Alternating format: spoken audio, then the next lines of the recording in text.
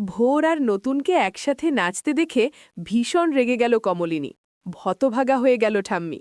হ্যাঁ বন্ধুরা, চিরসখা সিরিয়ালের আজকের পর্বে এমনটাই দেখতে চলেছি। গল্পের শুরুতেই দেখা যায় সন্ধ্যার অনুষ্ঠানটা শুরু থেকেই জমে উঠেছিল। বাড়ির উঠোনে আলোর ঝলকানি, গানের তালে তালে হাসি, সব মিলিয়ে উৎসবের আবহ। সেই মুহূর্তেই সবাইকে অবাক করে ভোর আর নতুন একসাথে নাচতে মঞ্চে উঠে পড়ল। প্রথমে কেউ কিছু ভাবেনি, কিন্তু দুজনের হাসি আর চোখের ভাষা যেন অন্য ইঙ্গিত দিচ্ছিল। দূর থেকে সবটা দেখছিল কমলিনী।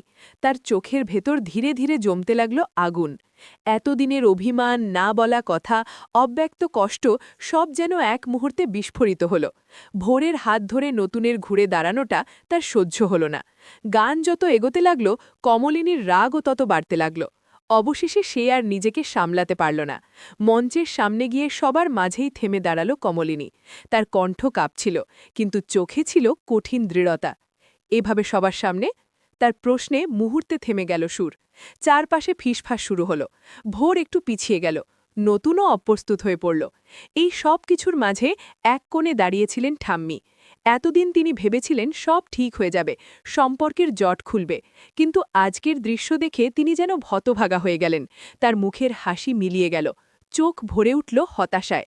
পরিবারের ভেতরের টানাপোড়েন এভাবে প্রকাশ্যে চলে আসবে তা তিনি কল্পনাও করেননি। নতুন কিছু বলতে চাইল, কিন্তু কমলিনী আর শুনতে রাজি নয়। তার অভিমান স্পষ্ট, সে নিজেকে অপমানিত মনে করছে। ভোরও নীরব, কারণ সে বুঝতে পারছে পরিস্থিতি জটিল হয়ে গেছে। গানের সুর থেমে গেছে, কিন্তু অশান্তির সুর যেন আরও জোরে বাজতে লাগল। আনন্দের সন্ধ্যা মুহূর্তেই রূপ নিল অস্বস্তিতে। আর সেই অস্বস্তির মাঝেই ঠাম্মির দীর্ঘশ্বাস যেন বলে দিল, এই পরিবারের গল্প এখন নতুন মোড় নিতে চলেছে। আবার দেখা হবে পরের ভিডিওতে। এতক্ষণ ভালো থাকুন, আর ভিডিওটি দেখে ভালো লাগলে অবশ্যই চ্যানেলটি সাবস্ক্রাইব করতে ভুলবেন না।